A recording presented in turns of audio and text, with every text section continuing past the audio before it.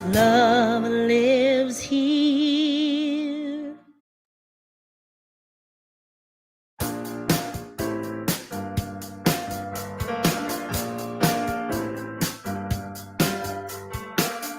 When the world gets you down and you're feeling lonely, when you can't find your truth or find your center, there are many here who gather together.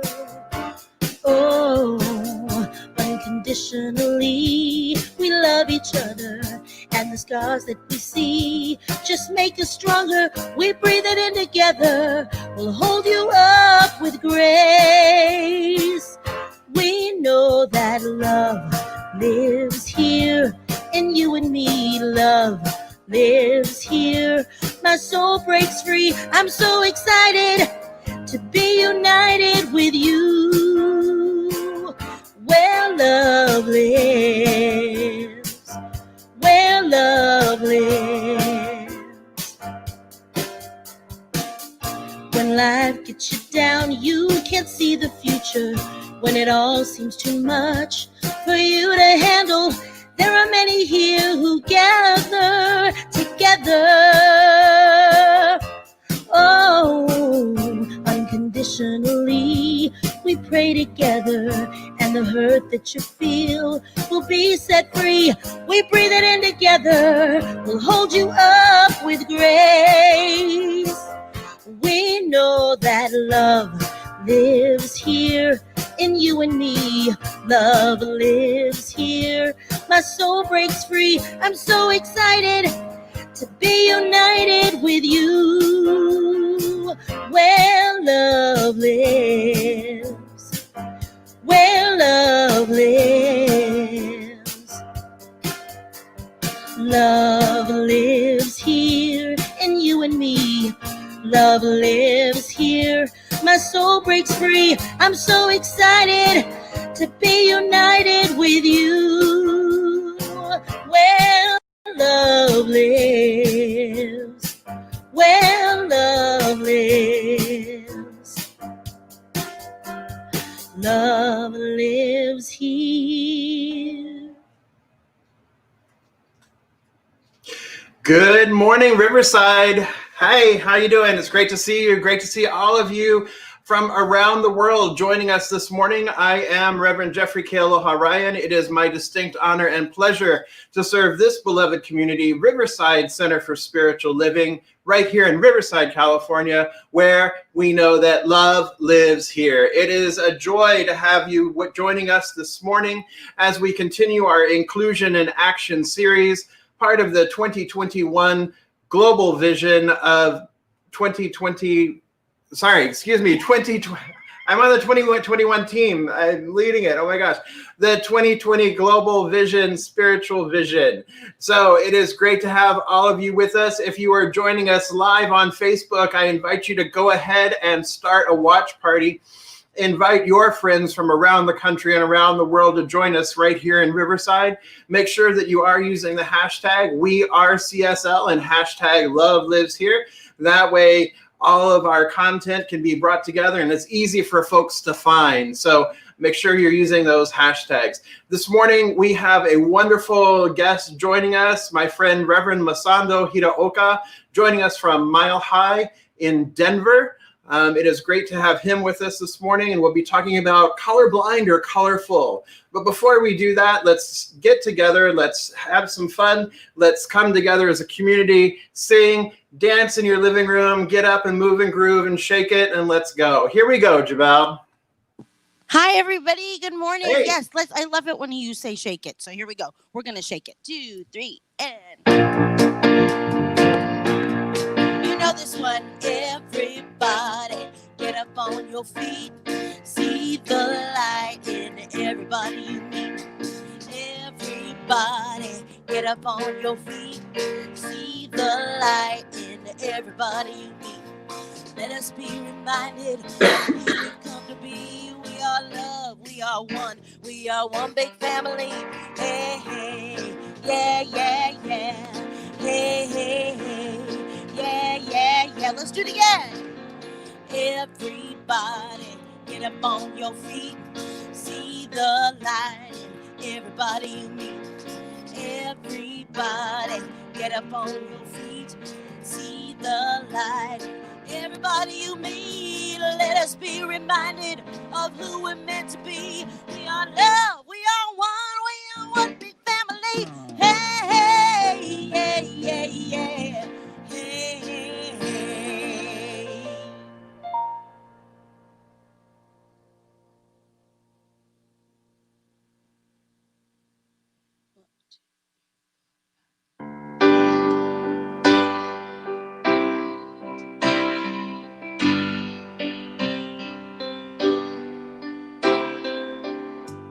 One people living in one planet, joining in one family. We all are one.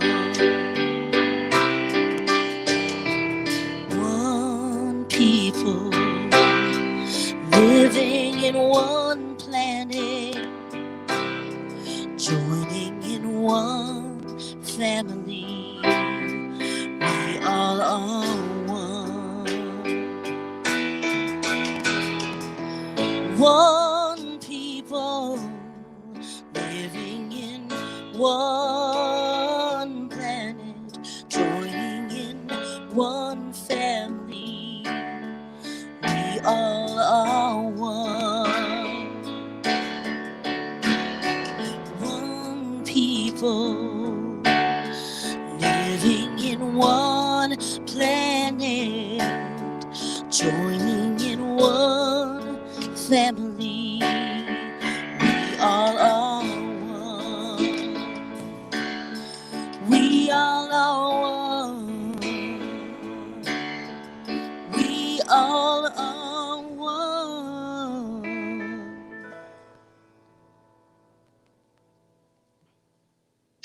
So good morning. Welcome to Riverside Center for Spiritual Living. My name is Allison Barry, and I am one of the licensed spiritual practitioners here at the center. And I'm inviting you to join with me in this morning's invocation. So if you're comfortable, please close your eyes and allow yourself to center in, to tap into that inner place and space where the kingdom of God resides. Knowing indeed the universal, absolute, enduring spiritual truth that there is only God. And this one God presence is everywhere present. It is omnipresent. It is universal intelligence, the allness of love, the expansive nature of perfect peace. It is beauty and grace, wholeness, light, truth, perfection, completeness, harmony, the harmony of the spheres, the order of the universe. All of this is this indwelling God presence that expresses through and as all life. For what I do absolutely know is because there is only one, only God, that absolutely it must follow that I am one with the one. There can't be any separation. And that's the same truth that I know for and about each and every person. We are expressions of the Most High God. We are one with the one. Our essence is one. And yet there are infinite variations, for we are uniquely fashioned and formed of this God stuff. And so how magnificent that is to deeply embody, to really catch.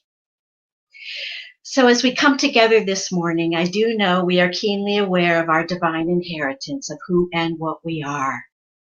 And I know absolutely that everything that unfolds in this gathering this morning is in perfect and right and divine order. I am blessing each and every one of us listening in today, blessing our unity, blessing our oneness, knowing that we are awake, aware, and alive in the joy and the light and the love of Spirit.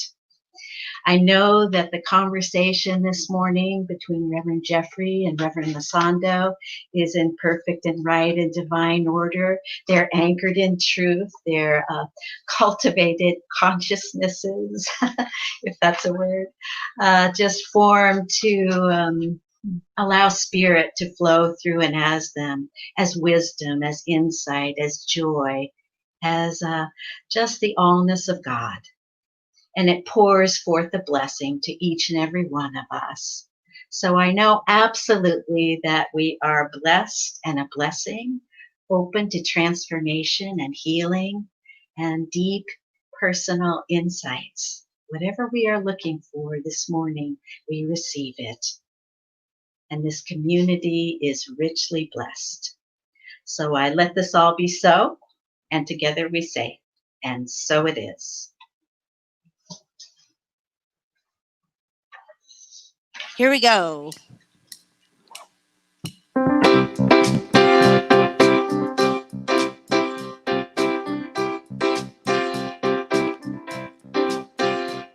Take a look at the person next to you. Say, I reconcile the God in you. Feel the love in the sanctuary. Lift your voice and repeat after me. We come together. We come together. We come together in the name of love. We come together. We come together.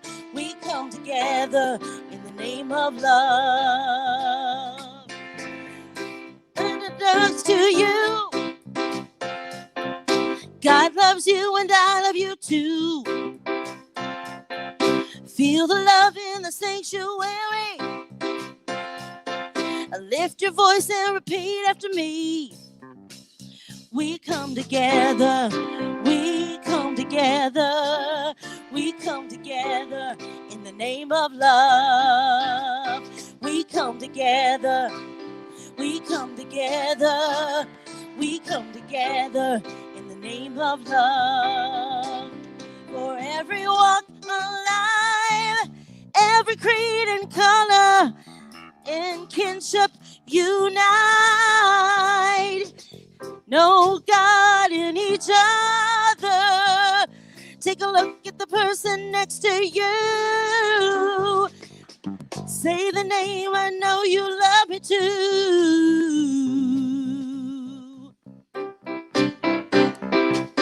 We come together. We come together. We come together in the name of love. We come together. We come together. We come together in the name of love. We come together. We come together. We come together in the name of love. We come together. We come together. We come together in the name of love. We come together. We come together. We come together in the name of love. In the name of love.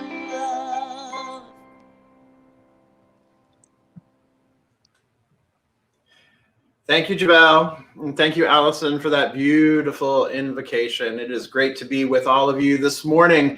So let's come together and let's start off with our focus statement as we do every morning at this time.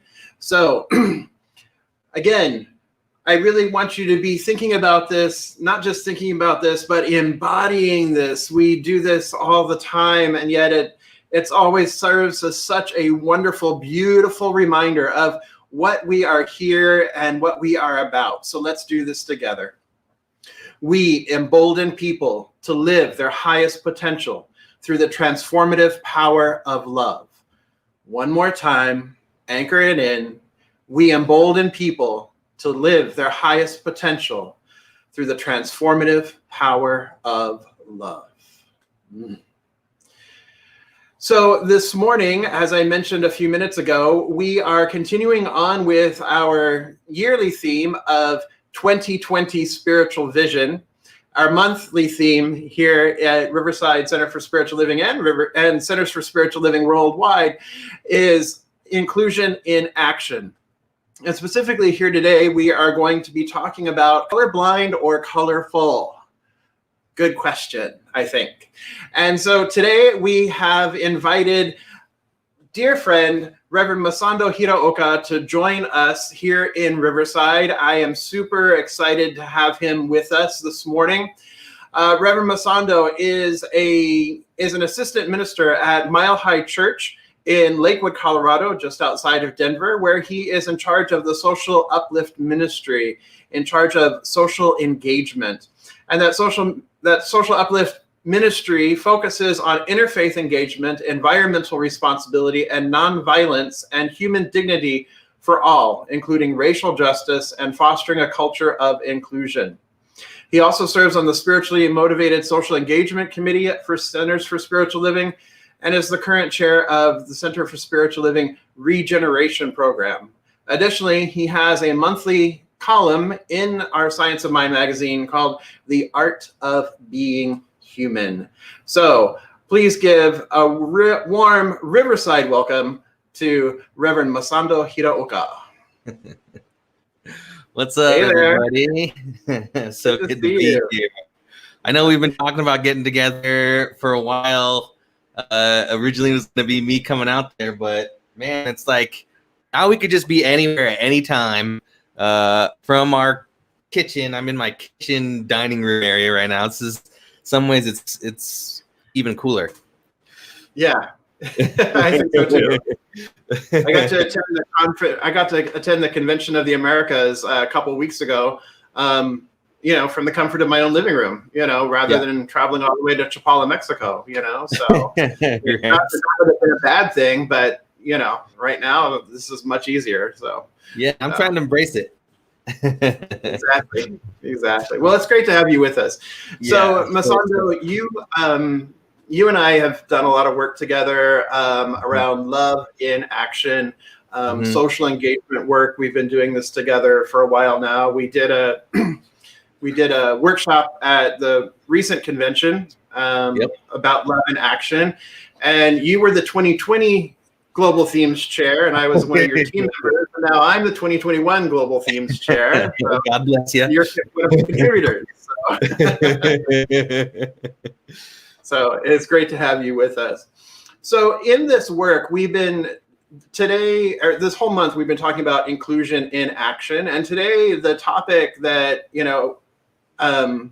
came forward is colorblind or colorful. Mm-hmm. What I want to say before we jump into this is how amazing this year has been.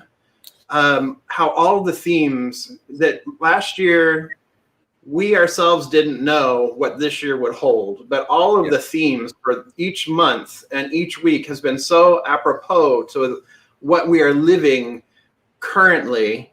There is something within each of us. There's something that knew what this year needed, and it is amazing how that's unfolded. So first of all, I want to acknowledge that. It was such a cool experience to go through that with you. I learned a lot about leadership, learning a lot about trusting the vision that's coming through, learned a lot about working with the field. I was, however, happy to pass the baton to somebody else after I was done. And I am just so deeply impressed with how you have led that team, how visioning has led the way with you as a chair. And my friend Eugene Holden, he always says, I'm never surprised, but I'm always amazed at how spirit shows up in the ways that you were just talking about, right? And so, in some ways I'm like, of course, like we're dialing into what was seeking to come through. And at the same time, it's just like crazy amazing, like hard not to stand in awe of something greater that's always at play right here in the midst of our own lives. And how deeply comforting that is actually to see how the themes are aligning with the unique needs and challenges of this year. Yeah, for sure. So colorblind or colorful? Yeah. Colorblind or colorful? You know, it's a really good question, right? Yes. You know, especially as we're doing inclusion and equity work. It's a very important question. Frequently, I think we get into the idea that being colorblind, especially being in Centers for Spiritual Living, I think, you know, we have this idea of oneness, that is what we go to, and absolutely, that is absolutely true, that back of everything there is this oneness, there's this inherent oneness, you know, and we are all one, right? There's only one life, one power, we're all one, we're all individualized expressions of the one, though. And so I think sometimes it's easy to get caught in the oneness and forget about the individualized expression. And so we get caught into thinking we're colorblind, that we don't see color, that we only see one. And the danger of that, I think, and, you know, invite you to chime in here in a minute, is that then we forget to see we forget to honor each other in greater, more expansive ways. So what are your thoughts around this? Yeah, you know, I mean, I get the spirit out of which this idea of being colorblind was born out of, and the reason why it comes up a lot in spiritual communities, specifically for that reason that you were just talking about, right? Like this idea that if we are seeking to only see the spiritual nature of each other, I don't see like the only color I see is your aura. And so I get it. Like I get that there's something in us that like not only yearns for that, but is like really like feels like we're being a more spiritual person, right? If we are looking at the world and looking at each other this way. However, you know, similar to what you're speaking to, what it can do is it can actually create a lot of harm, right? It can actually create, like, there's all of these different scenarios in which that idea can actually perpetuate systems of oppression and supremacy. It can actually be dismissive towards people that may be having a real experience of the world based on their race, which as a social construct, right, is not fair, sucks, but is something that if you are a person of color, you live with, right, on the day-to-day, and how identity impacts one's experience, right, can literally be like whitewashed out of that conversation if we are sort of taking this colorblind stance and approach to each other, right? So like what it doesn't only sort of like dismiss like seeing someone for who they are, but it like dismisses the experience and then ultimately like dismisses the systems that create that experience, right? So all of it actually goes to perpetuate the systems of inequity that I feel like, you know, Riverside, CSL, communities that are about justice, that are seeking to create a world that works for everyone, that are learning to do so in a conscious and more conscious way. It can seek to even just like not want to look at the very systems that create these inequities in the first place. And so it can be incredibly problematic in that way. It can inhibit a culture of inclusion, and it can instead create a culture of fitting in, of sameness. So, you know, there's so many different ways that this can show up, right? And I think it's just really important that we become aware of it, even though the spirit of it, I think, is a really good one, to be honest.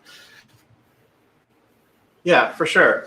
I really appreciate that, you know, when we are colorblind, or we say we don't see color, or, you know, color doesn't matter, you know, I don't care whether you're white, blue, purple, green, or yellow.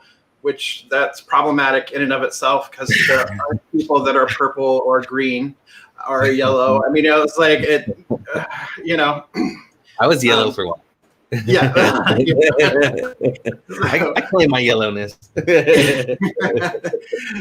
But it's invalidating identity when we pretend that we don't see those things. Then it's also invalidating, like you said, the lived experiences of folks. And then it invalidates, or it as you use the word, whitewashes, or it washes away, and it makes us not even have to think about the systems and the structures that are in place that maintain this separation, the sense of separation, that in fact what trying to say we are all the same actually creates more separation, more division. Because if I say, oh, I don't see that Masando is a Japanese American man, I've wiped away your history, your part of your identity. I've wiped away the structural systems that are in place and that have been in place that are part of what makes you you and how you navigate the world. And then also I don't have to look at it, and then I just get to be like, oh, la-di-da, right? I don't have to think about that your grandparents and my grandparents were interred in internment camps. I don't have to think about that. I don't have to think about U.S. history. I don't have to think about, what you may be experiencing now in time of COVID, being an Asian American. I don't have to think about any of those things if I just say, oh, I don't see color. Yeah. And in not thinking about those things, I'm creating this huge distance between us that, rather than moving closer as the idea would seem to think, it actually moves us further away from each other. Yeah. Within the context of inclusion, inclusion asks us that we really see each other for who we are. We listen to each other and we believe each other when we talk about our experiences based on our identities, right? And what colorblindness can do is it can kind of be dismissive, and I think in the worst case, it can even blame the folks that may be experiencing whatever they're experiencing based on their identity, right? Whether that's race-based hatred, gender-based hatred, sexual orientation-based hatred, whatever that has to be, or discrimination, whatever that happens to be. In a colorblind culture, sometimes it can show up as like, well, that may have happened to you because of your race, but I know someone who's not your race or who's white that happened to, so it's probably not about that, right? Because of the discomfort that arises, it can be dismissive. And in a colorblind culture, that's something that can come up like, we shouldn't even be looking at color. Or it can show up as like, well, what's in their consciousness that's creating that reality for them, right? Like, it doesn't actually have anything to do with their race. It all has to do with how they're viewing the world, and maybe they have a victim mentality, right? And the colorblind culture can also create scenarios like that. And to be honest, like, that doesn't feel very inclusive, right? Like, the very minimum, if we want to create an environment where when people walk in, like, they feel like this could be a spiritual home for them, at the very minimum, we have to like believe people and listen to them and be curious and inquisitive, even if it's uncomfortable. At the very minimum, we have to be able to do that with each other, even if we don't understand it at first. Absolutely.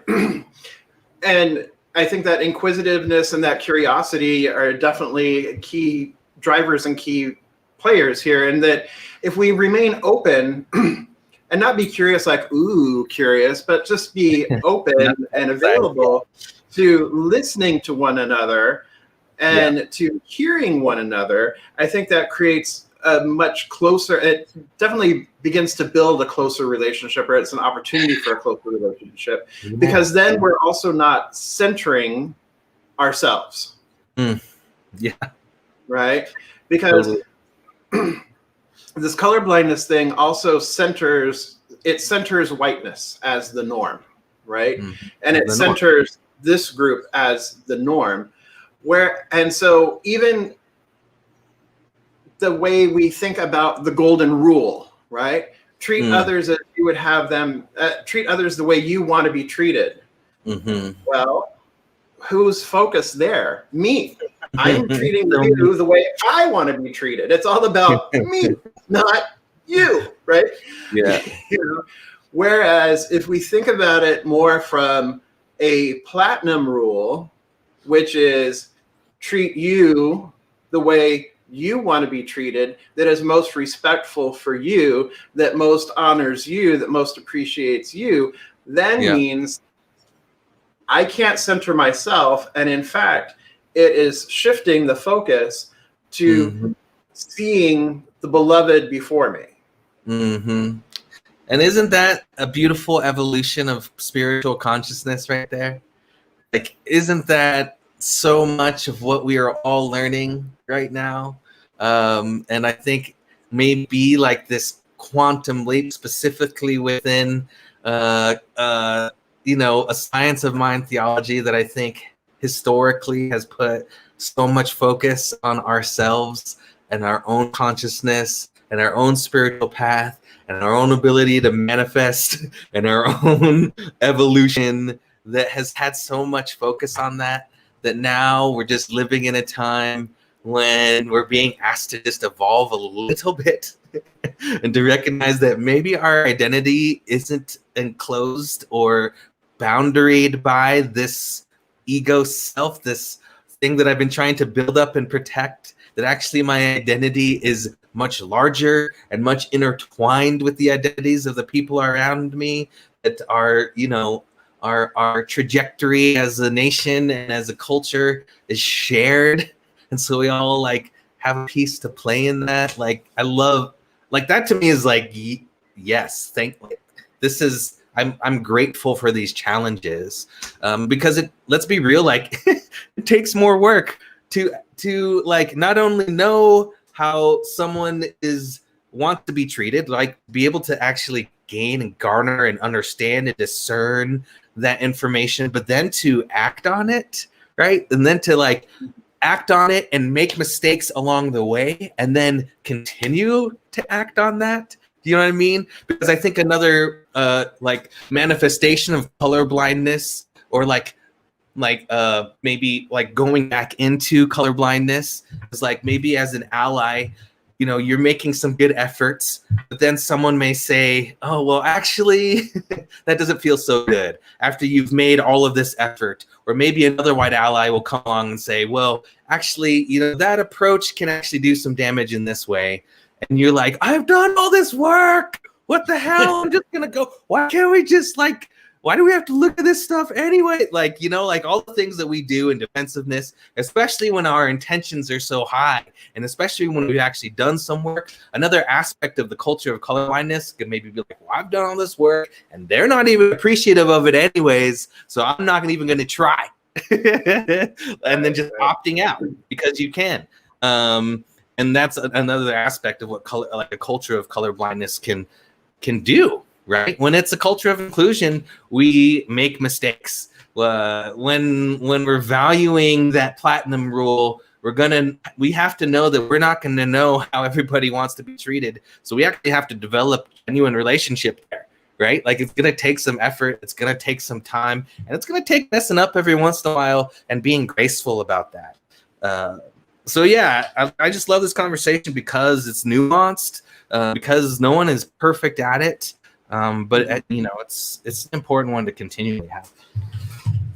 Absolutely. And I love that. It's like, yeah, with the allyship, it's like, no, we don't do the idea of doing this work, is not to get a cookie, right? It's not to get a reward. It's not to get a proverbial pat on the head, like, oh, good boy, right?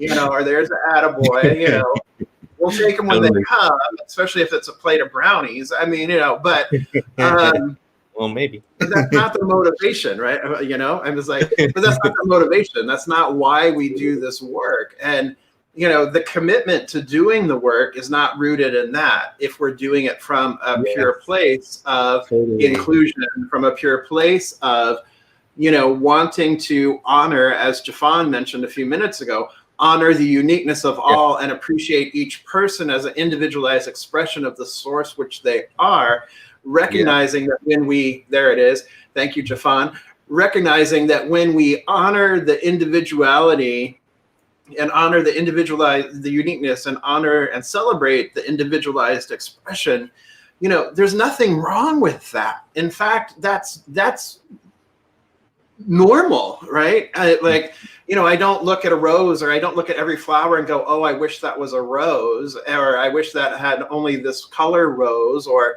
it's like we appreciate the variety, we appreciate the richness, and it is in that appreciating the differences that brings that, it's the differences that we have that I think really bring the richness and the fuller expression and the fuller experience of the divine. So the more that we can open up our purview and open up our perspective and see a broader perspective, the more that we're able to interact with and relate to and experience the divine in all of its beautiful forms that it shows up as. Yeah, I mean, I would actually love to hear what people have to say about this word honor. Like, what does it actually mean to honor someone? Because that to me is like a really huge depth in what Jafan was saying is like to really honor the uniqueness. Like, what does it mean to honor something? Like, is it just to appreciate? Is it just to celebrate? Or does it mean something deeper than that too? Like, is there a sense of not only appreciating and celebrating, but like recognizing the inherent dignity of, right? Does it recognize the ways in which my enlightenment, my freedom, my liberation is all bound up in yours, and actually yours and mine? So, like, what does that mean? And how can I honor that boundedness in the best way as we relate and we navigate, our communities together?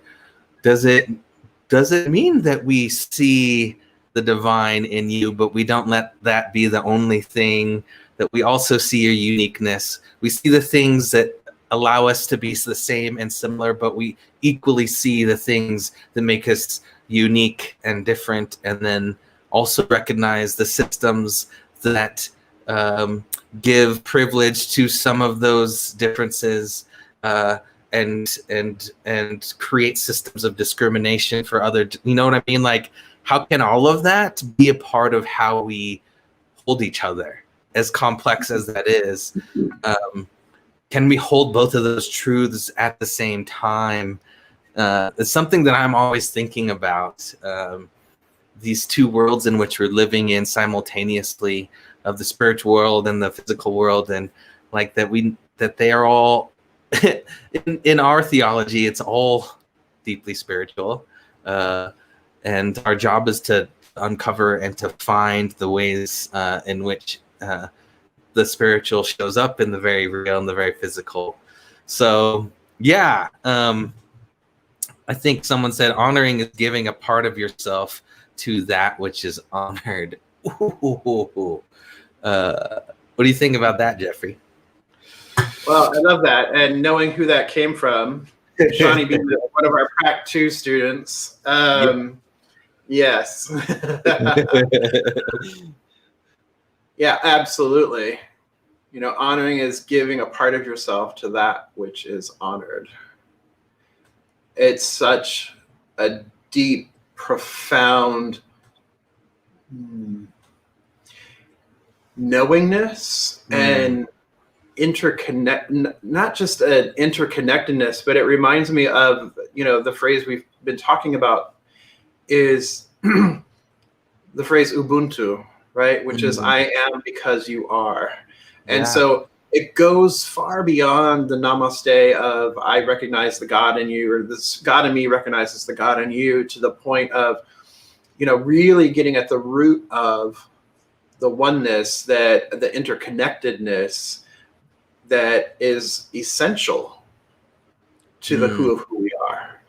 Mm-hmm. Because at that level, there is no separation. There is no individualization. At that level, there's just that pure essence of love, that pure essence of light that simply is all. Yeah. Yeah. What does Earl have to say? Honor to me means I embrace your unique journey, with the exception of how your journey intersects my life and makes my life. Ooh, I got goosebumps when I read that one. Like all my hair stood up. Yeah, I embrace your unique journey, and expecting that that unique journey intersects my life and makes me better. Oh my God. Like I'm getting emotional. Like that to me is such a huge, like what a beautiful way to approach community and the beloved community and creating a beloved community. What a beautiful way. Like I know you all talked about the actual value of diversity a little bit and inclusion last week or maybe the week before. But like that to me is such a value statement. And I love, and that's where I think we need to go. Like, if we're checking off boxes and we're like, just like I'm have diverse people because it's like the right thing to do, but I haven't really like internalized the value of it. Like I haven't gotten the real value of it yet, right? And sometimes it's hard if we're starting off to get the real value of it, other than this is just the right thing to do to include all people because it's fair, right? Like, but to get beyond that, right? Or not beyond that, but to like just deepen that intention to like, I'm embracing your unique journey because your unique journey is going to intersect with mine and it's going to make me better. Like it's going to make me a better person. It's going to enrich my life. That to me, like if we all just got that, right? Like if we just got that out of all these other things that we're talking about, if we just got that, right? I feel like culture could shift, like that systems could become more equitable, especially in this capitalist system into which we are so ingrained, right? Once companies get, and the research is out already, by the way, that diverse companies produce better outcomes, right? Like that's just data. I think that's when we move beyond tokenism into this real sense of inclusion because there's value on every level, not just money, not just spiritual, not just interpersonal, but like literally every level. Mm-hmm. Right. And I think that's the quantum leap that you mentioned before. It's that taking it to the next. And that's how we move beyond where we are now. Yeah. So Masando, I want to thank you for joining us this morning here at Riverside CSL. This has been rich, and I know. Well, and the conversation's going to continue. It's going to continue beyond the message on Zoom at the top of the hour when we flip over to Zoom and have all of our community join us. So the ID for that, the Zoom ID for that is 249-395-737. So you can join Reverend Masando and myself in just a few moments at the top of the hour over there on Zoom. But in this moment, I would love it if you would pray with us. So if you would, Reverend Masando. It's always my joy. So I invite us all, wherever we are and whenever we are, whether we're watching this live or watching a recording of it, to come into this space exactly where we find ourselves and just fall into that center, that throne of our being, this place where that living spirit resides and abides, where it lives and moves, it has its being, like right exactly where we are. And begin just to feel into that. I think we all have an inherent ability to simply like drop into that space where an awareness of that presence is so deeply felt, not as just a nice idea or a thought, but as a lived reality and experience. We just fall into that right now. And come to feel the ways in which our own life is inherently imbued and connected to each and every other life through this living spirit that we are coming into contact with right here in this moment. That same living spirit resides and abides in each and every other person and place and sentient being in which we come into contact with, and we just come into this sense of honoring that, like sense of honoring that living spirit within us and honoring the living spirit that shows up in this myriad and infinite diversity of expressions. We give thanks for that. And come to know that as we see ourselves not as separate, but as unique, as we find our unity, but do not need uniformity to feel that unity, we come into this greater expression of ourselves, recognizing that it is the greatest gift of life to fully express as we are, as a unique individual point of light in this universe. And yet we come to know and to create a space for each and every other point of light, and know that our light only is enriched and brightened and bettered by that. How good it is to recognize how deeply unique we are, but how never alone we are. How deeply unique we are, but how deeply interconnected we are at the same time. And so we just give thanks for this beauty of life, the ways that it shows up as our oneness, and the ways that it shows up as our uniqueness, and know that those two do not have to compete. In fact, they are intertwined into one reality of the whole. And for that, I too also give thanks. I give thanks for this beloved community of Riverside that is waking up each and every day more and more to this oneness. I give thanks for the work that Riverside does in the community to make a world and to help co-create a world that works for everyone. I give thanks for each and every person on this that is part of this experience today, for all the ways in which we get to wake up together. Just give thanks for this thing called life, knowing each one of us is here, like on purpose and on time, to learn, to grow, to evolve, to be, to become. How good it is that we get to do it together. And so I give thanks for that togetherness too. And so with that, we just go forth, knowing that we are all these beautiful points of light, and letting that light of others just join in ours each and every day. And so we let it be, and we let it be so. And so, amen.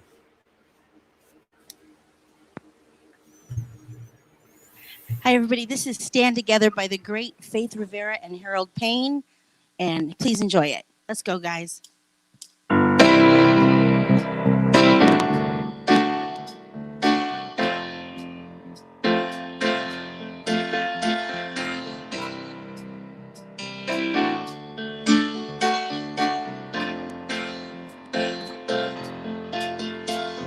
Something great is happening. Love has taken hold and won't let go of us now. Something here is calling us forward, upward, open ocean, roll on. Will you rise up with me today? Lift up your voice and boldly say, we are the ones we've been waiting for. You do your call and be the hope of a dawning.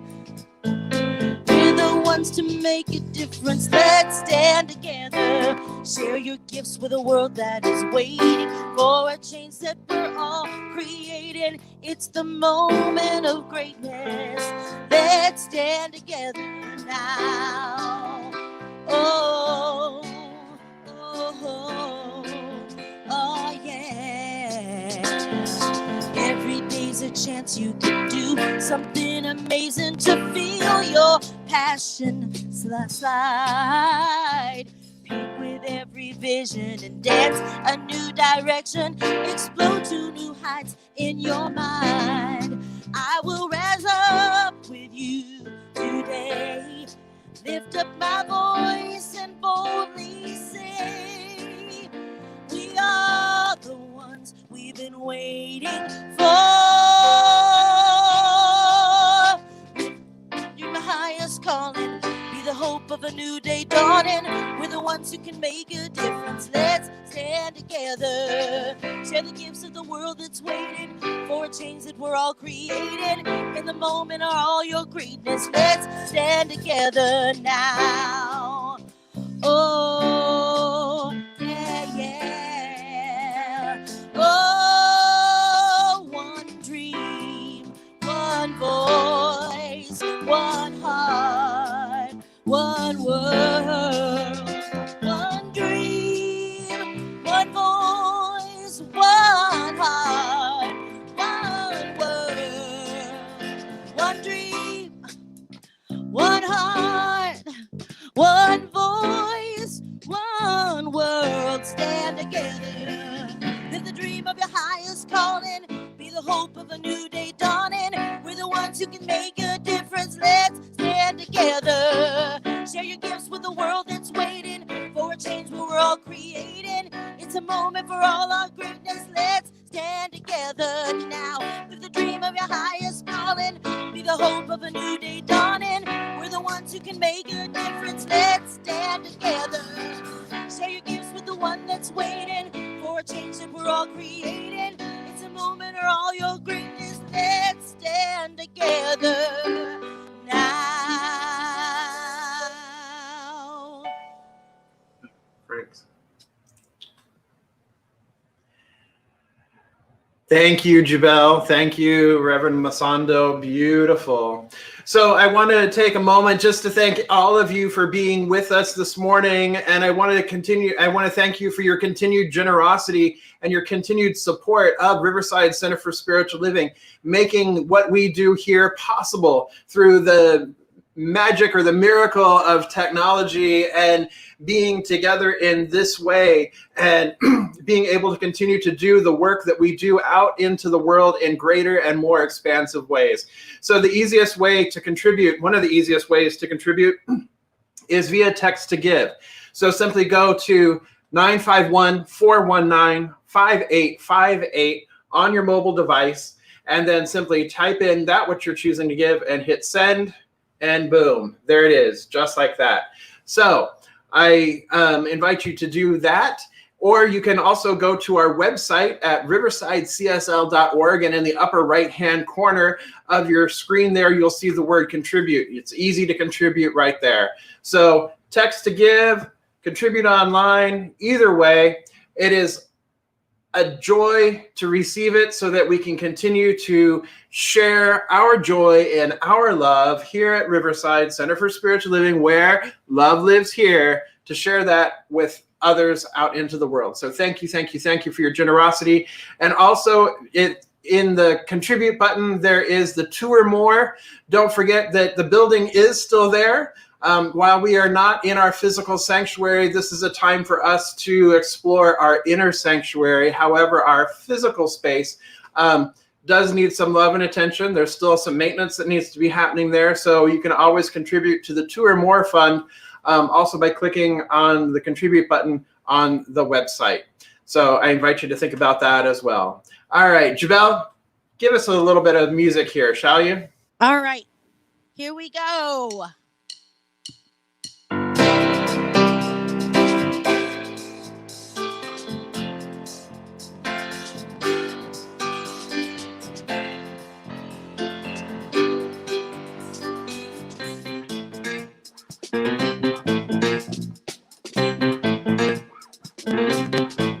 I cannot do all the good that the world needs,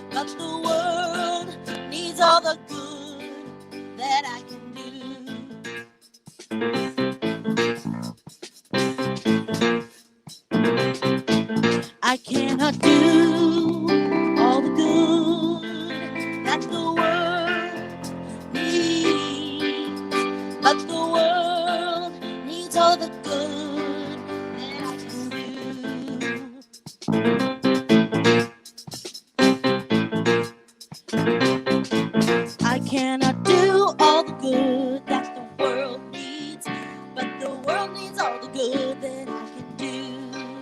I cannot do all the good that the world needs, but the world needs all the good that I can do. I cannot do all the good that the world needs, but the world needs all the good that I can do.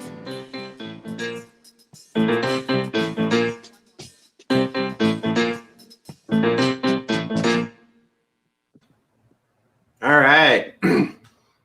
Very good. Thank you. Thanks, Jabel. Love it. So just a couple of quick announcements here before we jump over onto Zoom.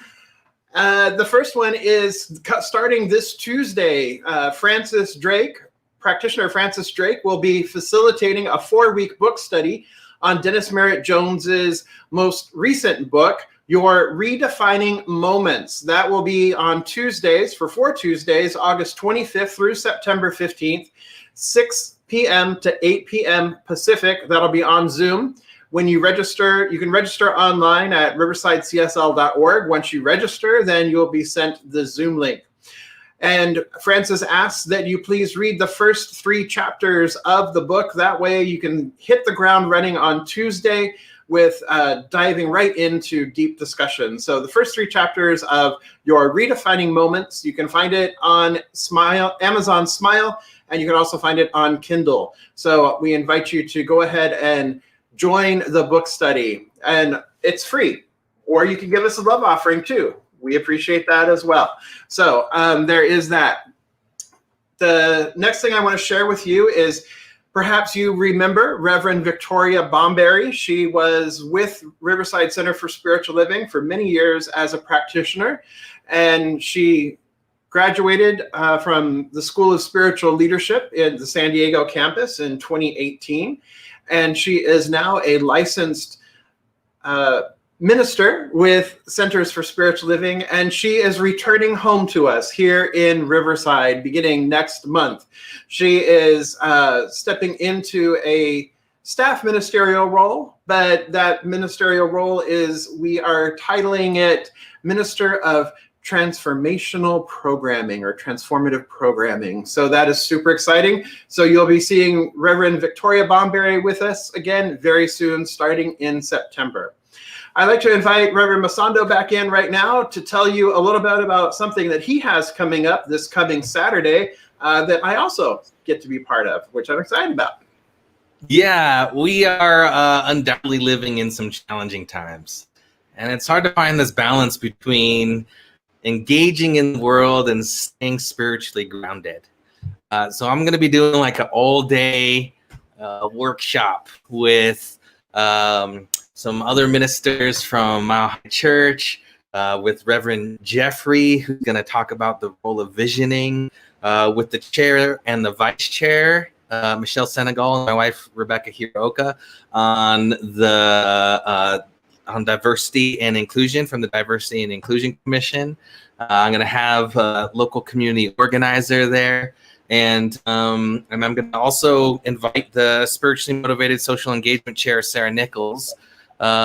We have created a draft version of like a Centers for Spiritual Living voter guide, like first ever. So we're going to look at that together and talk about how we can vote with our values and have a tool for being able to do that. So it's all online. It's a love donation. So you can come in for all or part of the time. Starts at 11 or 9 a.m. your time. And we'll probably get done around 2. But like I said, drop in for however long you want. Information to register, you do have to actually register, there's a link, milehighchurch.org. And it's like Mile High, hello, milehighchurch.org/spiritual engagement. So hopefully that's in the chat somewhere on YouTube and Facebook. And yeah, I would love to see some of you guys there. Yeah, for sure.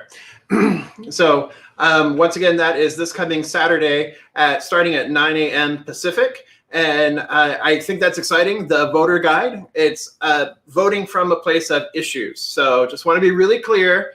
We're not telling you which candidates to vote for. That's not where we go with this. This is looking at the issues from our global vision perspective and from our Declaration of Principles perspective. There we go. Looking at it through that lens as what the issues are, and so that you're voting with your values rather than just thinking about, we're not going to tell you which candidates to vote for, but to help guide you through that process from a spiritually grounded, spiritually engaged, socially motivated place. So I'm looking forward to being with you on Saturday for that as well, there in Denver via technology. It's fabulous. So I would like to invite Reverend Masando and Jubel and Allison back in. I want to thank each and every one of you for coming and participating and being with us this morning. Allison, for your invocation, Jubel, for your beautiful music prowess, along with Matt and the band there. Hey, Max. Hey, Manny. Great to see the two of you there as well. Thank you, Masando, for your powerful message. We look forward to seeing you over on Zoom. Once again, the Zoom ID number is 249-395-737. And I want to thank my production team right here in my living room, my sister Michelle, my husband Ed, and our dogs Oliver and Paisley. So for being quiet the entire time. So I thank all of you. And Jabel, let's go ahead and play us out. Thank you. Peace and blessings. Love you all. All right. Love everybody. Thank you so much for being here with us on Sunday. This is I Sing My Love, and I know you know it. I sing my love. I sing my love. I sing my love into the world. I sing my love. I sing my love. Yeah. I sing my love into the world. I sing my love. I sing my love. I sing my love into the world. I sing my love. I sing my love. I sing my love into the world. I sing my peace. I live my peace. I live my peace into the world. I live my peace. I live my peace. I live my peace into the world. I live my peace. I live my peace. I live my peace into the world. I live my peace. I live my peace. I live my peace into the world. Have a great Sunday. See you next week, you guys. Love you all.